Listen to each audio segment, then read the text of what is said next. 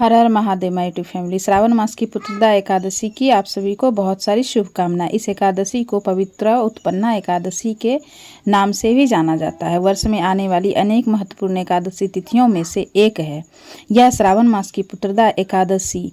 यह एकादशी ने संतान दंपतियों को बहुत बड़े आशीर्वाद के समान है। तो चलिए इसी श्रावण मास के शुक्ल पक्ष में आने वाली पुत्रदा एकादशी के अवसर पर हम इससे जुड़ी हुई पौराणिक कथा का श्रवण करते हैं।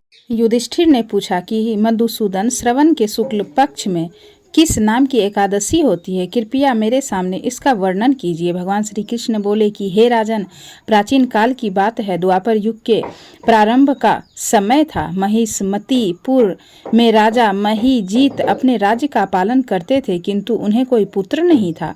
इसलिए वह राज्य उन्हें सुखदायक नहीं प्रतीत होता था। अपनी अवस्था अधिक देख राजा को बड़ी चिंता हुई। उन्होंने प्रजा वर्ग में बैठकर इस प्रकार कहा, प्रजाजनों, इस जन्म में मुझसे कोई पातक नहीं हुआ है। मैंने अपने खजाने में अन्याय से कमाया हुआ धन नहीं जमा किया है। ब्राह्मणों और देवताओं का धन भी मैंने कभी नहीं लिया है।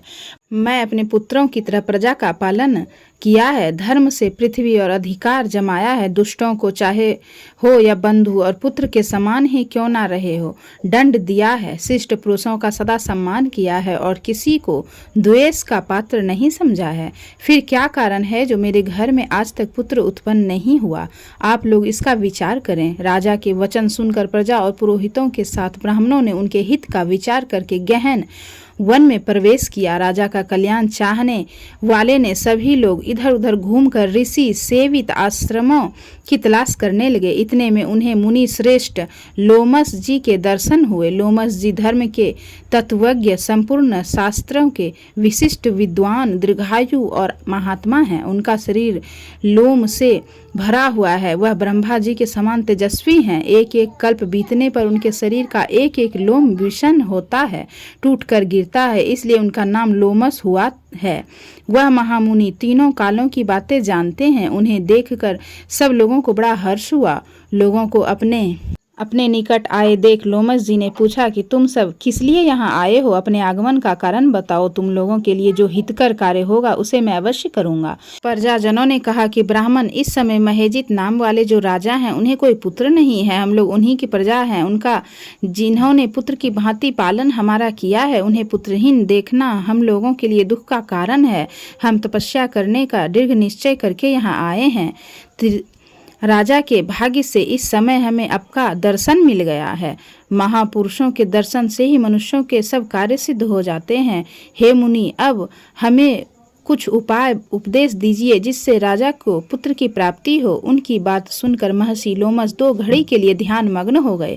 तत्पश्चात राजा के प्राचीन जन्म का वृत्तांत जानकर उन्होंने कहा कि प्रजा सुनो, राजा महित पूर्व जन्म में मनुष्यों को चूसने वाला धनहीन वैश्य था। वह वैश्य गांव-गांव घूमकर व्यापार किया करता था। एक दिन ज्येष्ठ के शुक्ल पक्ष में 10वीं तिथि को जब दोपहर का सूर्य तप रहा था, वह किसी गांव की सीमा पर एक जलाशय पर पहुंचा।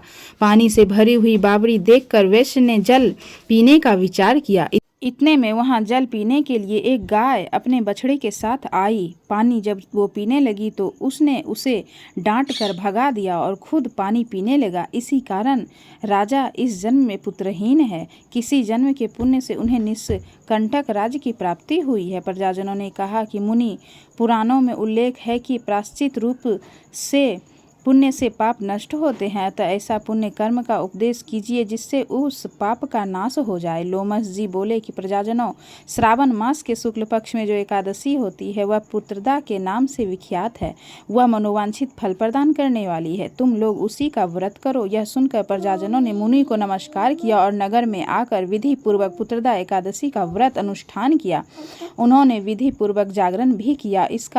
उसका निर्मल पुण्य राजा को अर्पण कर दिया। तत्पश्चात रानी ने गर्भधारण किया और प्रसव का समय आने पर बलवान पुत्र को जन्म दिया। इसका महात्म सुनकर मनुष्यों के सारे पाप नष्ट हो जाते हैं। इस लोक में सुख पाकर वह परलोक को जाते हैं और स्वर्ग को प्राप्त करते हैं। तो यह थी पुत्रदा एकादशी की कथा। आप लोगों को पुत्रदा एकादशी की हार्दिक शुभकामनाएं। आप लोगों की जो भी कामना हो वो विष्णु भगवान और महादेव दोनों मिलकर जरूर पूरा करें। हर हर महादेव।